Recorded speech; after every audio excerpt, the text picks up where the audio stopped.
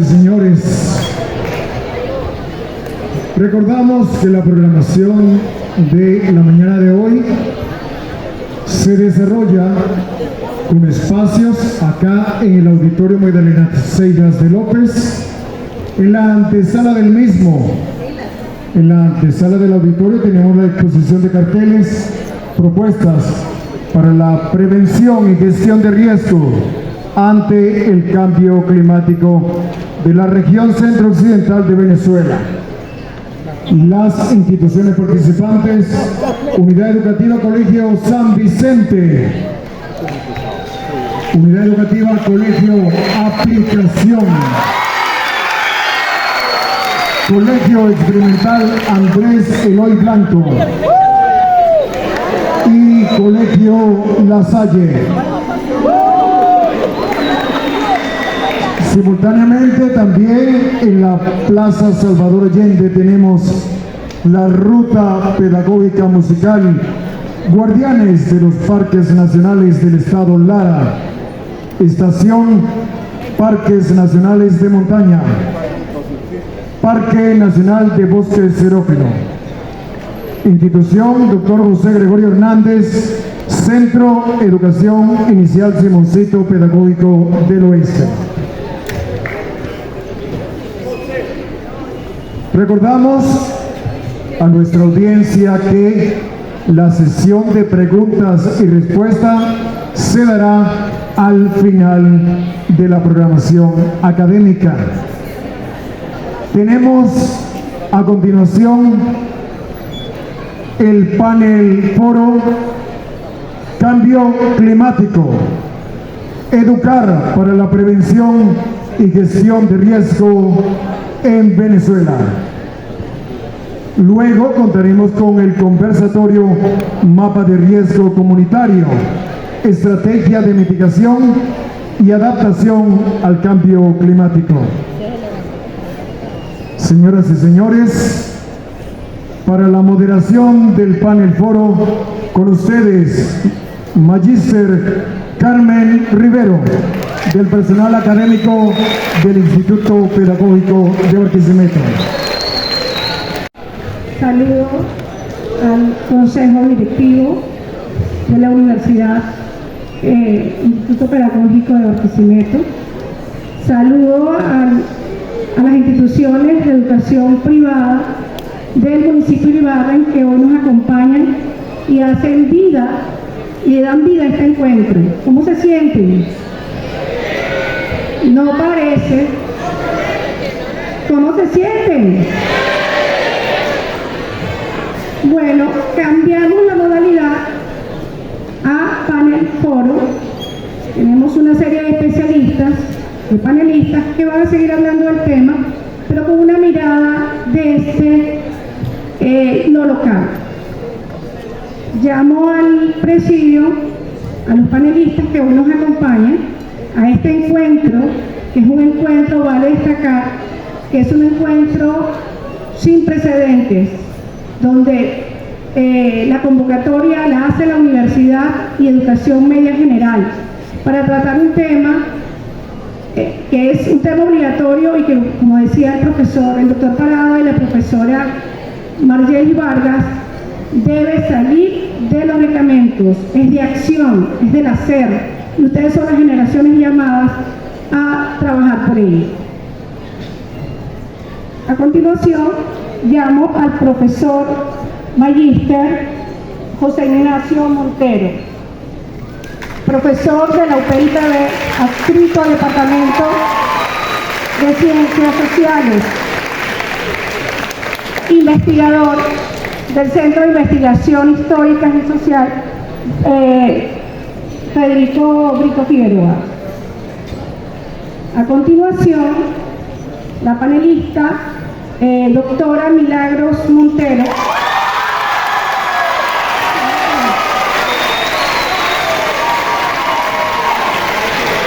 docente de la UPIPB, adscrita al Departamento de Ciencias Sociales y investigadora activa de las ciencias geográficas.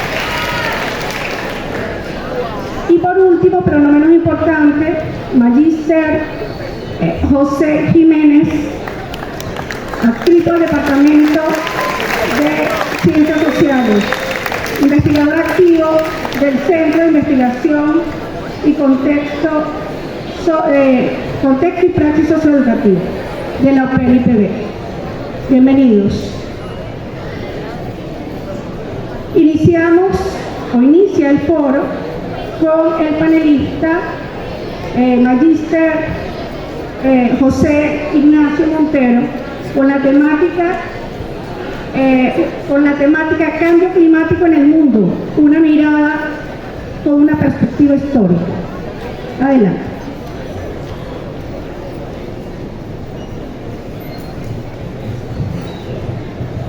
Muy buenos días, bienvenidos a nuestra máxima casa de estudio de educación acá en el Centro Occidente. Un honor seguir los pasos de mi profesor de Geografía de Venezuela, profesor Luis Parada. Gracias por acompañarnos y sobre todo gracias por aclarar muchas de las dudas con su intervención. Bueno, vamos a hacer un paseo rápido en aras del tiempo. Vamos a hacer una perspectiva histórica. Como el doctor Parada indicaba, en esta temática del cambio climático hay muchas opiniones, hay muchas posturas. Yo simplemente escogí algunos hitos que yo considero bien resaltantes para tratar de comprender esa situación que tenemos hoy, esa situación que nos está arropando. Siguiente lámina, por favor.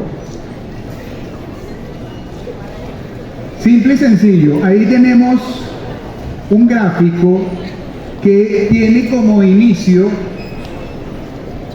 un pasado que es lejano a nosotros. Ahí hay los últimos 800.000 años de la Tierra. En rojo está la proyección que se tiene de la temperatura y en amarillo la incidencia solar. Cuando hacía la revisión nos conseguíamos que había autores y especialistas que hablaban que el cambio climático tiene una relación directa con la incidencia del sol. La NASA, cuyos datos hemos utilizado para esta presentación, y en vista de todos los análisis y todos los aportes que ha otorgado, ha demostrado que la incidencia solar en el cambio climático ha sido, si se quiere, leve, en comparación al aumento de la temperatura que ha causado sobre todo la injerencia, la acción del hombre luego de a partir de 1750, específicamente a partir de 1850, cuando llega definitivamente la era industrial a nuestro planeta. Siguiente lámina, por favor. Ahí tenemos la cantidad de dióxido de carbono que se le ha incorporado a la atmósfera. El dióxido de carbono como principal actor en esto del cambio climático, que el profesor Luis Parada, que me antecedió, explicó muy bien y lo contextualizó perfectamente. Ahí tenemos los niveles, pero sobre todo preocupa a partir de 1911 cómo se disparan los niveles de dióxido de carbono en la atmósfera, y esto tiene que ver con el inicio de la utilización, de la masificación de los transportes cuyo motor utiliza el combustible de origen de hidrocarburo para su movimiento. Siguiente lámina, por favor. Aquí comenzamos con los hitos. Aquí yo me voy a ayudar un poco con algunas notaciones que tenemos. Fíjense. En 1856 es cuando se logra por primera vez teorizar que incluso aumentos moderados en la concentración del dióxido de carbono en la atmósfera podían provocar un calentamiento global. Esta fecha es fundamental porque es el hito más antiguo que conseguí con respecto a los estudios de carácter científico que han dejado huella y que han servido de referente para tener una proyección de todos los estudios que se han hecho a posterior. Luego, en 1860, el científico John Tyndall identifica por primera vez el efecto invernadero como un proceso natural de la Tierra. Era un proceso natural, pero que comienza a ser incrementado en la medida que se comienza a aumentar los niveles de dióxido de carbono.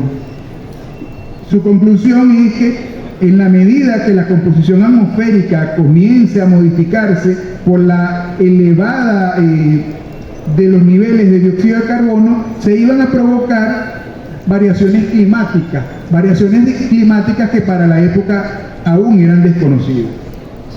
La siguiente fecha que nos viene es la de 1896.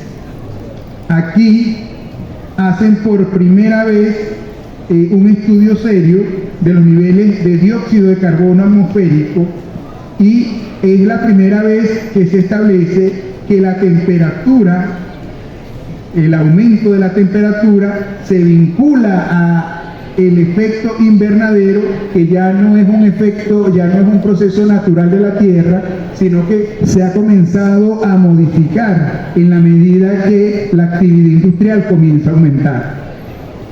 1938 es la siguiente fecha.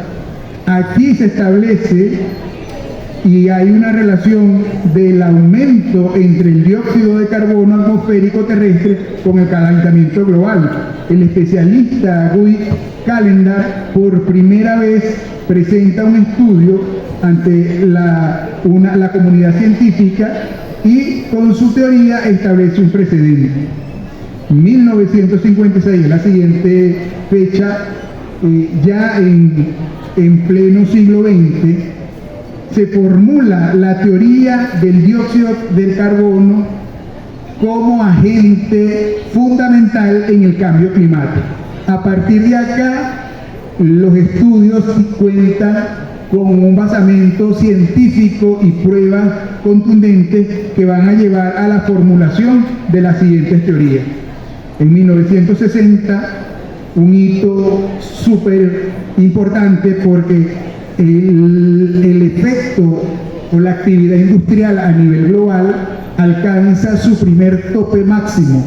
¿Por qué? Porque las principales potencias industriales, las principales potencias económicas a nivel global, en esa carrera por incorporar mercados cautivos cada vez más grandes, comienzan a poner al máximo la industria en producción. En 1967 se hace el primer cálculo detallado del efecto invernadero. El autor es Shokuro Manabe, un científico de origen japonés que 50 años después va a recibir el Premio Nobel de Física por ese aporte que hizo en el 67, cuando no le prestaron atención, cuando dijo que el efecto invernadero había llegado, y había llegado para quedarse, y se iba a quedar por el aumento de la actividad industrial.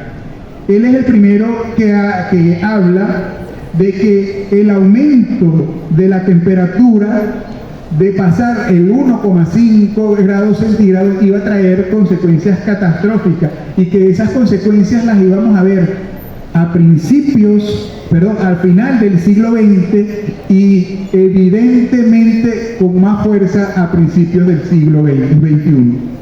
En 1974 aparecen, que es la siguiente fecha que tenemos ahí, aparecen ya los primeros datos específicos de los cambios climáticos causados por el hombre debido al aumento del CO2.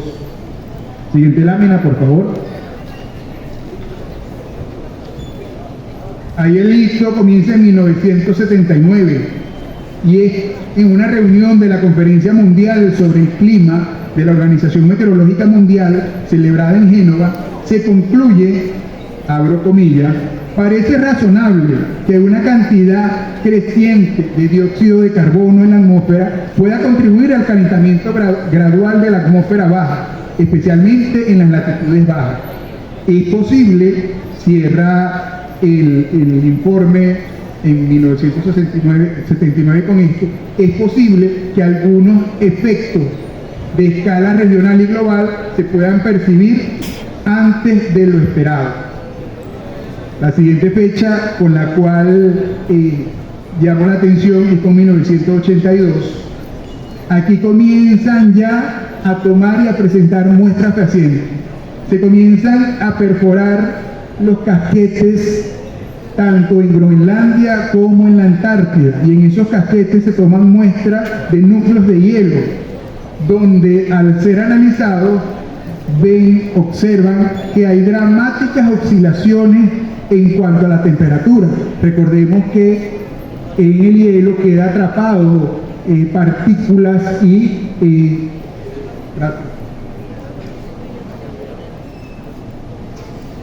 queda atrapado oxígeno, y en el oxígeno, al ser medido, se pudo experimentar, se pudo determinar el aumento de los niveles de dióxido de carbono en la atmósfera en un aumento sin precedentes en los últimos 100 años, vinculado específicamente con la actividad industrial.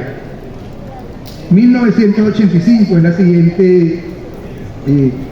el siguiente hito al cual hacemos referencia. El doctor Parada hizo referencia a ello también.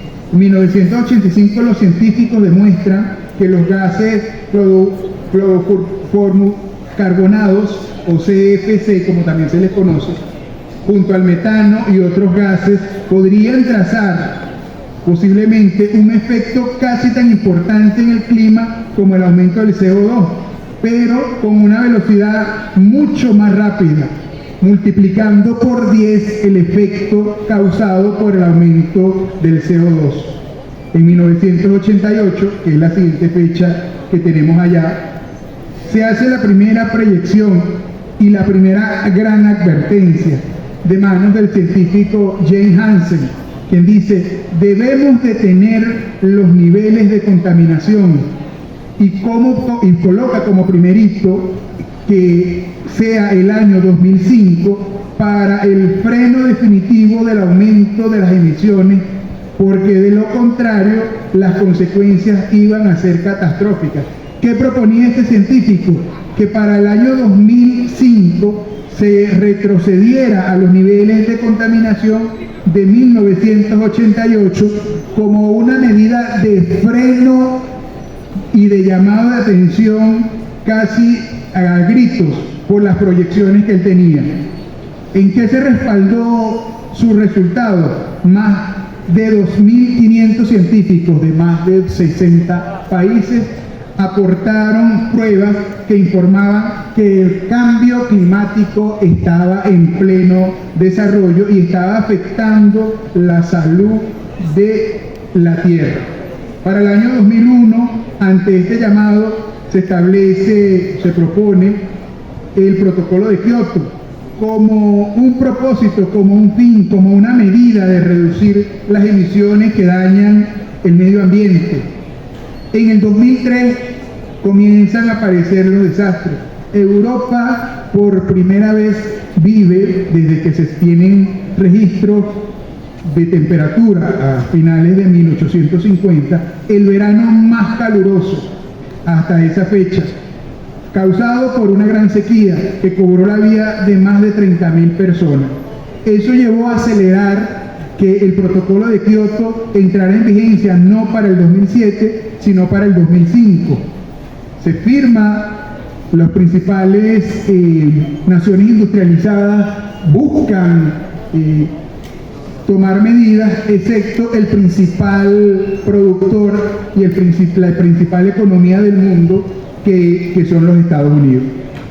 Para el 2008, ante la negativa de entes y países como Estados Unidos, salen voces científicas que reconocen que incluso si se paran todas las emisiones de gases que producen el efecto invernadero, así se paralizaran totalmente y dejaran de producir las industrias, el calentamiento global iba a durar por lo menos 2 milenios más, porque el nivel de contaminación y de residuos que se le había incorporado a la atmósfera ya era irreversible. Siguiente lámina, por favor. 2012 aparecen los estudios que encuentran que la vinculación existente entre las olas de calor, las sequías, las precipitaciones extremas y las inundaciones tienen un actor principal en el calentamiento global.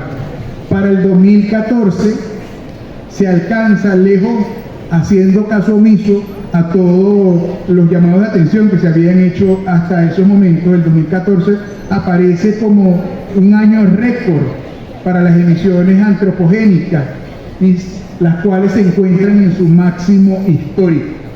En el 2015, en la conferencia anual de la ONU, se propone la fijación de los objetivos del sostenimiento. Se comprometen a darle cumplimiento en lo que se denominó la Agenda 2030. Entre uno se aprueban 17 objetivos, el más importante, el de disminuir las emisiones de gases. Para el 2016, otro hito importante, Europa atiende al llamado de atención y se firma el Acuerdo de París para limitar el incremento de las temperaturas.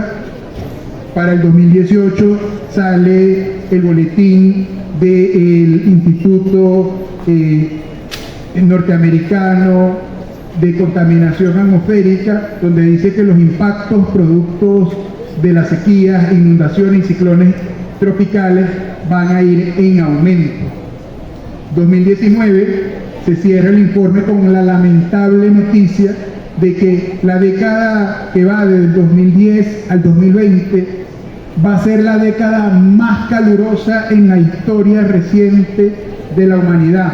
Y la noticia es alarmante porque se espera que esa tendencia siga. En el 2022 aparece ya una proyección para el año 2022-2026 que prevé que gracias a la incorporación de los gases de efecto invernadero la temperatura anual va a aumentar de 1.1 grados centígrados a 1.7 ya para el 2026. Y aparece al final el 2024. ¿Qué estamos viviendo en 2024? Venezuela se convierte en el primer país en quedarse sin glaciales oficialmente. Tenemos inundaciones sin precedentes, ¿verdad?, en varios puntos del territorio nacional.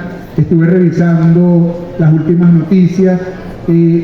Los Cayos en Morrocoy, el oriente del país, las costas están reclamando espacios que antes no tenían previstos. Está aumentando, ¿verdad?, lo que es el nivel del agua. Tenemos inundaciones y lluvia en el desierto del Sahara, en el desierto árabe. Tenemos una sequía que ya tiene más de 2 años en lo que es el Amazonas. Siguiente, por favor, ya con esta estamos terminando.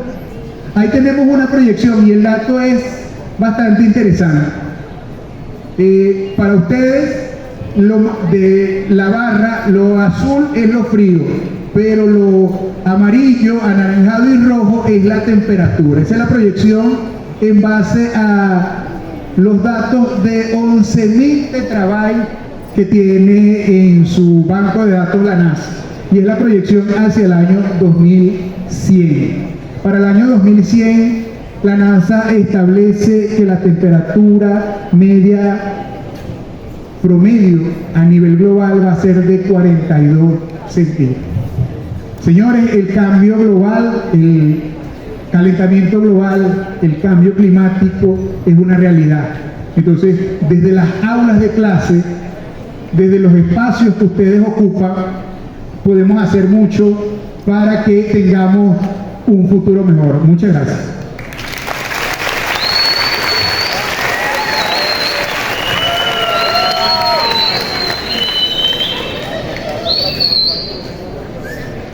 Excelente disertación, una verdadera mirada a la historia del tema del cambio climático, no solo en los documentos, conferencias, tratados, propuestas que se ha hecho durante un siglo sobre lo que es el cambio climático, sino los efectos que se están viendo, y que la pregunta, quedaría una pregunta en el aire. Porque si tenemos un siglo accionando, y generalmente quienes siguen estas conferencias son países, los primeros países contaminantes del planeta, seguimos o el cambio climático sigue en avance? Es un llamado a la reflexión y que cada uno de nosotros analice el accionar como ser humano para evitar los efectos de este problema mundial. Felicitaciones al panelista. Ahora vamos a trabajar, la doctora Milagros Montero nos va a hablar un poco sobre lo que es el cambio climático y su impacto en la región centro-occidental de Venezuela. Ahora vamos a trabajar con la localidad desde nuestro contexto circundante.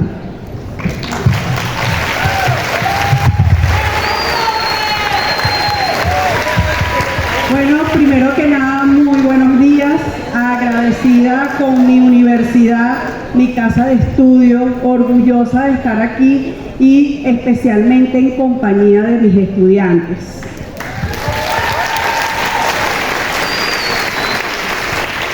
Bueno, el tema lo hemos venido trabajando, si se quiere, desde que ingresé al San Vicente de Paúl. Hemos estado preocupados por el cambio climático y le comentaba a mi profesora, la profesora Marilis, que no es más que el recuento y el fruto de profesores que nos formaron. Nosotros somos esa semilla que comenzó en el Departamento de Ciencias Sociales y que gracias a ellos nosotros hoy somos lo que somos. Agradecida infinitamente con el profesor Luis Parada, quien me acompañó en mi caminar y en mi transitar en pregrado, en posgrado y posteriormente fue mi tutor en mi tesis doctoral. Bueno, sin más preámbulos, comienzo con mi disertación. Siguiendo el discurso del profesor Luis Paradas, vamos a seguir profundizando en las escalas de percepción de la geografía. En este caso, pues, nos acercamos a nuestra realidad, a nuestro entorno, a nuestra cotidianidad. El semiárido del estado Lara ante el cambio climático. Catástrofe latente. Como buena profesora de geografía es necesario ubicarnos en tiempo y espacio. Es fundamental hablar de la localización geográfica del semiárido. El estado Lara cuenta con una gran extensión con características semiáridas. Hablamos de 11.800 kilómetros cuadrados, es decir, el 60% del territorio larense. Entonces podemos ver que nosotros tenemos una preocupación, si se quiere, mayor, porque nuestro territorio larense está siendo asediado por un fenómeno que llamamos desertificación y que está generando un avance bastante significativo debido a lo que es los efectos del cambio climático.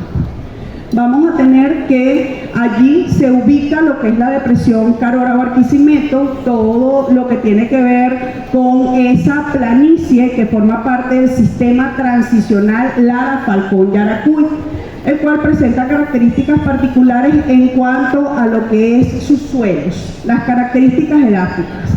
Debido a lo que es su evolución geológica, estuvo cubierto por un mar poco profundo, el cual le aporta una gran cantidad de sales, ¿ok? Y que hoy en día es un riesgo para los suelos.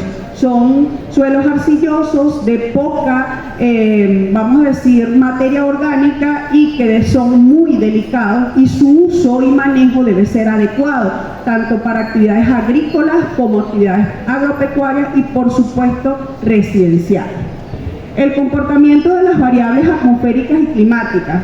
Señores, estamos ante un clima semiárido, de acuerdo a la clasificación de Keppe, un clima BS, con características bien particulares que los hacen frágiles y vulnerables ante el cambio climático. Hablamos de temperaturas que sobrepasan los 25 grados con máximas en la actualidad, de acuerdo a los datos de INAMEC, sobre los 37-38 grados centígrados. Desde febrero hasta junio, el estado Lara ha experimentado unas olas de calor que están registradas sin precedentes. Vamos a tener que tenemos bajo régimen de precipitaciones. ¿Por qué? Porque las precipitaciones son menores a 500 milímetros anuales, y a ello le debemos sumar la disminución debido al impacto del cambio climático, y la evapotranspiración es 3 veces el agua que es producto de las precipitaciones. Hablamos de 1.800 milímetros de evaporación. De allí que estas características las hacen más frágiles y vulnerables ante los embates del cambio climático. Vamos a tener que nuestros principales recursos hídricos están siendo afectados, como el río Tocuyo, Curarigua, los Quediches, por la tala y la quema indiscriminada. Especialmente me llamó la atención, de acuerdo a un documento que estuve revisando, el proyecto minero que viene avanzando en las cabeceras del río Quediches, el cual es fundamental para lo que es la distribución y el abastecimiento del recurso hídrico en el municipio Toro. Vamos a tener una vegetación xerófila, una vegetación propia de los ecosistemas semiáridos, los cuales están constituidos por cujíes, espinares, los cuales utilizan una bioestrategia para adaptarse a esas condiciones atmosféricas. Sin embargo, pues debemos tener en consideración que la acción antrópica está desplazando totalmente esa vegetación. ¿Producto de qué? De actividades agrícolas, pecuarias, y especialmente la presión en cuanto al aumento de la población y todos esos lugares para el uso residencial, es decir, asentamientos poblacionales. La economía del semiárido, pues ya la mencioné, lo que es la agricultura, la ganadería caprina, y lo que tiene que ver con la extracción de arcilla, que se hace de manera indiscriminada y que por supuesto acelera procesos erosivos en lo que es las características del semiárido. Si bien es cierto, ya tenemos una contextualización geográfica, ahora bien, hablemos de nuestra realidad, de la realidad que hoy vive el semiárido larense durante lo que es el 2024. Ya culminando el 2024, tomé como aporte teórico los datos aportados por el Observatorio de Ecología Política de Venezuela, febrero 2024. Fíjense que son bastante recientes y llaman poderosamente la atención, ya que se evidencia que, de acuerdo a la comparación que hacen con el reporte del 2018 y el 2024, estamos acelerando de manera significativa el fenómeno de la desertificación, que no es más que esas zonas semiáridas se transformen en desiertos.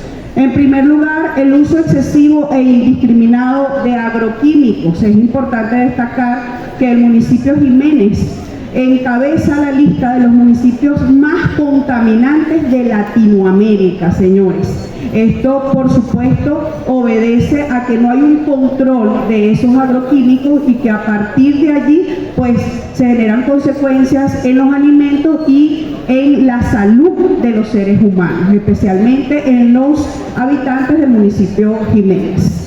Tenemos la degradación de los suelos, como ya les dije, esos procesos erosivos se vienen acelerando significativamente y generan que pierdan los pocos nutrientes que tienen, es decir, se vuelven suelos que no son útiles para la agricultura, para la ganadería, ni para ningún tipo de actividad. El estrés hídrico, me llamó poderosamente la atención el estrés hídrico. Siempre hablamos que estamos estresados. ¿Cómo nos sentimos estresados? Preocupados, con incertidumbre, frustrados. Bueno, así está el semiárido, estresado, ¿ok? Vamos a tener que ese déficit del recurso hídrico que se viene alertando desde 1960 va agudizándose constantemente hasta el momento en que estamos en una crisis significativa que nos afecta a todos los larenses. Nosotros lo podemos ver en nuestras casas cuando no tenemos agua, que ya era un día, ahora son 2, ahora son 3, a veces toda la semana, viene una sola vez, y todo eso evidencia ese estrés hídrico que está viviendo el semiárido larense y por supuesto Venezuela y por qué no el mundo entero, como ya lo han dicho mis ponentes anteriores. Riesgo de alcalinización y salinización por el uso excesivo de los agroquímicos y por el componente natural que tienen los suelos del semiárido, que es el alto contenido de sales. Métodos agrícolas poco regenerativos. Nosotros como buenos profesores debemos tener en consideración que eso parte de la educación, de formar, informar y darle unas características fundamentales a esos pequeños y medianos agricultores para que utilicen e implementen métodos que permitan darle un equilibrio a los suelos, a la vegetación y al agua. Tenemos sistemas de riesgo inadecuados. Tuve la oportunidad de trabajar con algunos organismos de asistencia técnica, entre ellos el FONDAS, el INDER, INIA, que funcionan en la depresión de Quibor, en el municipio de Jiménez, y ellos han hecho un esfuerzo con respecto a lo que es los sistemas de riego por goteo, los cuales son los más adecuados, en este caso, hacia lo que es el semiárido y las características del semiárido. Luego tenemos la disminución de la tasa de infiltración hídrica del subsuelo. Si bien es cierto, la depresión de Quibor cuenta con aguas subterráneas, ellas están prácticamente sobreutilizadas, explotadas y que ya no generan la misma absorción en el poco o nulo recurso hídrico que se puede encontrar. ¿Por qué? Porque el suelo ha perdido esa capacidad de absorber y de mantener esas aguas infiltradas. Aumento de la colmatación de embalses. Esto es bastante significativo porque producto de la erosión excesiva, de las características sedimentarias del suelo semiárido, esto nos ha llevado a que estos sedimentos se colmaten, es decir, se acumulen en los principales embalses que desde la década de los 80, 90 ya exigían una inversión para poder limpiarlos y que surtieran correctamente lo que es el recurso hídrico, tanto para zonas rurales como para zonas urbanas. Posteriormente tenemos lo que tiene que ver con la crisis hídrica generada por la tala y la quema en las cabeceras de los principales ríos del territorio larense. Ya se los comenté, es una actividad indiscriminada que de alguna u otra manera no tiene ningún tipo de restricción de manera legal o políticas por parte del Estado que permitan conservar estos espacios fundamentales, porque si deforestamos las cabeceras de los ríos se van a secar. Y los principales cuerpos de agua que surten los principales ríos como el Tocuyo, los Quediches, entre otros, el Curarigua, pues obviamente disminuye el caudal. Posteriormente tenemos pues el fenómeno de la desertificación, el cual, como les dije, afecta a 11.880 kilómetros cuadrados en la entidad larense.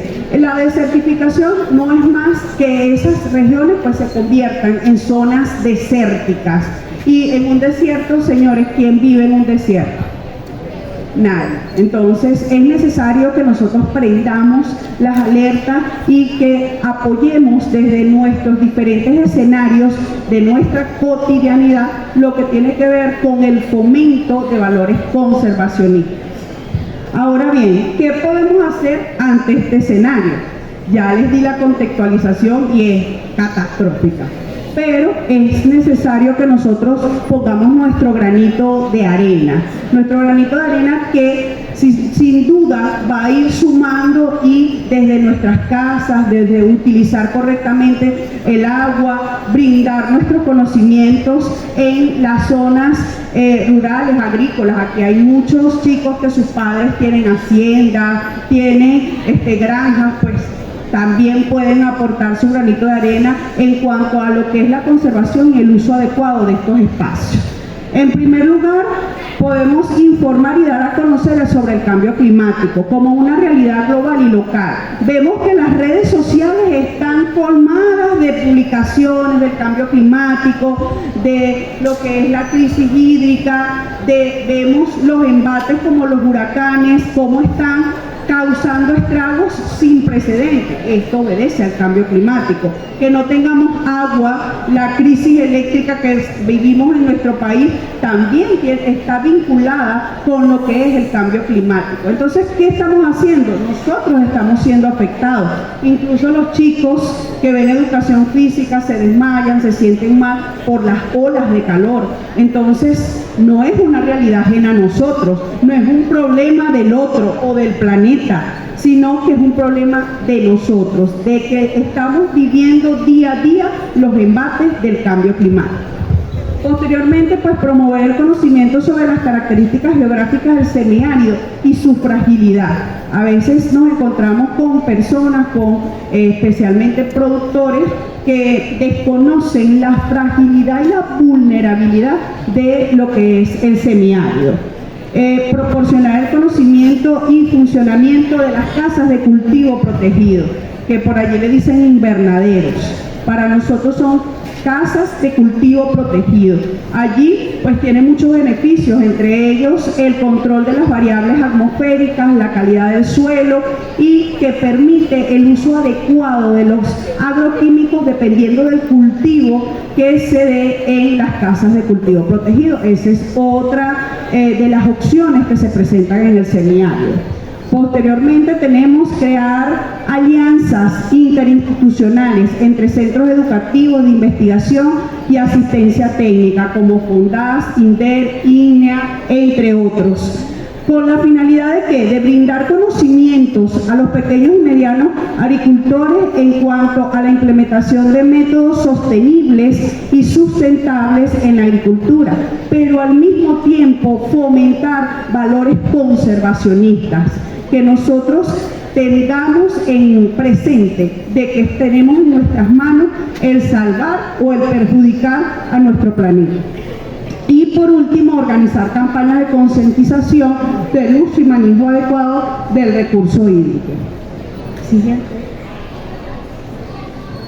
Bueno, y cierro mi disertación con los siguientes mensajes. Somos la única generación que está atentando contra su hábitat y la única que puede hacer algo por salvarlo y conservarlo.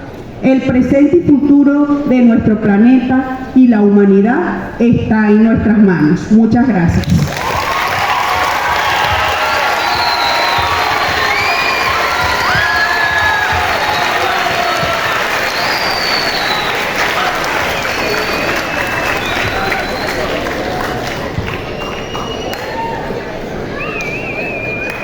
Felicitaciones a la doctora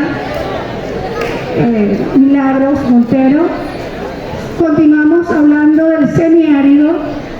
La doctora finaliza su ponencia con algunas sugerencias de qué hacer para minimizar los efectos del cambio climático.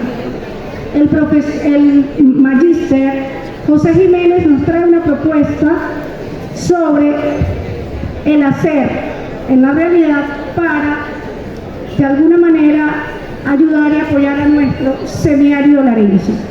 Y se titula Los cultivos agroecológicos en el semiárido larense, una perspectiva pedagógica para la reducción de los efectos del cambio climático.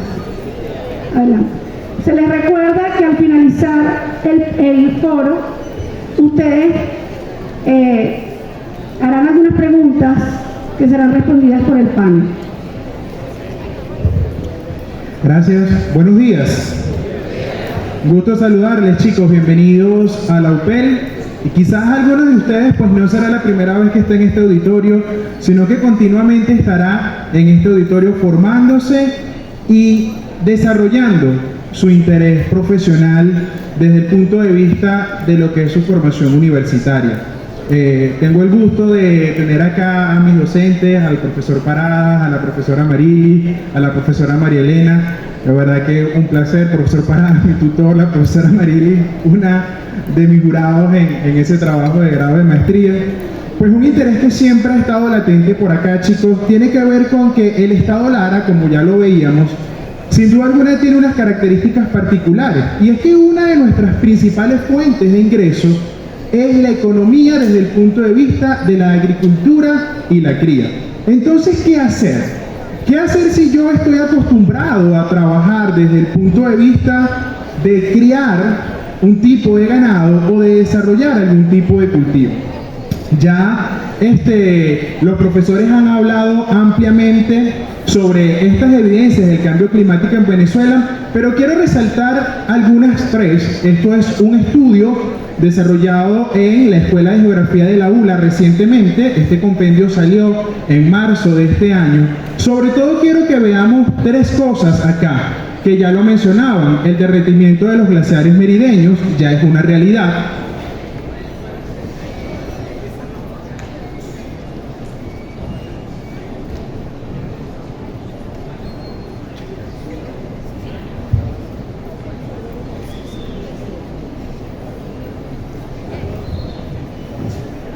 Otro elemento que hemos observado, y lo vimos hace muy poco acá en nuestra ciudad de Barquisimeto, las precipitaciones extremas en zonas urbanas. Es decir, cómo han ocurrido unos niveles de precipitación que equivalen a más o menos la lluvia de 3 o 4 días en momentos de 3 horas.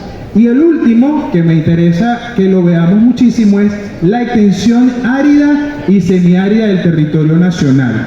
El territorio nacional, ese aproximado de 1 millón de kilómetros que tenemos como país, tiene una proporción aproximada del 11%. Ese semiárido nacional va a pasar de un 11% ya para el 2050 a un 17%. Y ese semiárido no solamente se va a extender en esa proporción, sino que una parte de ese semiárido ya al 2050 va a estar completamente desertificado, que era lo que conversaba la profesora Milagros que me antecedió. Ahora bien, quiero que tomemos estos aspectos claves a considerar. Vamos a hacer una pequeña pausa porque hay un regalo para ustedes y luego retomaremos sobre este punto. Esa pequeña pausa es de un regalo que preparó la universidad para los chicos que nos visitan hoy, pero nos vamos con estos aspectos claves, que son los siguientes. Primero, específicamente en el semiárido larense, el promedio de temperaturas, que debería ser de 25, pero ya está por encima de eso. La producción agropecuaria, y aquí nos referimos a los dos, la producción agrícola y la producción ganadera. Las limitantes físico-naturales. Esas limitantes físico-naturales tienen que ver con las características propias del espacio geográfico, que ya las comentaba la profesora Milagros. La ocupación espontánea, el espacio. Cuando hablamos de ocupación espontánea es que los lugares en el estado Lara donde se llevan a cabo las producciones agrícolas y pecuarias no son las idóneas para el desarrollo de estas actividades. Entonces esto lleva a la degradación constante de esos lugares. El semiárido corresponde, como les decía, aproximadamente a un 11% de lo que es el territorio nacional. Pero desde el punto de vista de lo que es la producción ganadera general, tanto en carne como en leche y todo lo que es la producción de los principales productos hortícolas que consumimos en nuestro país, a la zona urbana aporta el 70% de los alimentos.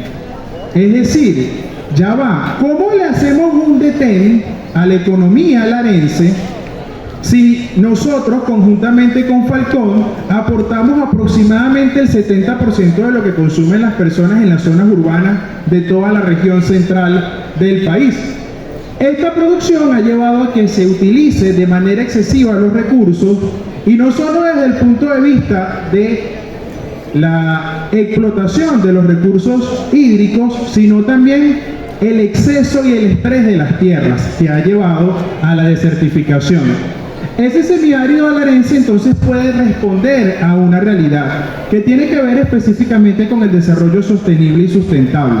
Si hacemos un cambio de paradigma en el desarrollo de las actividades culturales, y es que aquí entra el cambio desde el punto de vista de la mentalidad de las personas. Primero, nuestras costumbres alimenticias responden básicamente a una herencia histórica y cultural de los colonizadores. Y basta solamente con mirar lo que llamamos el plato típico nacional, el pabellón criollo. Revisemos quiénes integran ese plato típico nacional: el arroz, la carne de bovinos, y entonces allí empezamos a pensar, ya va, ¿será que el plato típico nacional es más una herencia cultural que algo autóctono? Entonces el desarrollo sostenible y sustentable nos puede llevar a mirar las características propias que tenemos como semiárido para dar respuesta a una necesidad. Sin embargo, esto llevará a que las producciones tengan un punto de vista diferente. Por ejemplo, gran cantidad de los recursos florísticos del estado Lara sirven para el desarrollo de forraje. ¿Qué ocurre? Los deforestamos y entonces sembramos pastizales en vez de desarrollar esos cultivos florísticos que también pueden cumplir esa función de alimentar el ganado. Con estos aspectos claves en mente, hacemos una pausa y regresamos luego de este regalo que está previsto para ustedes.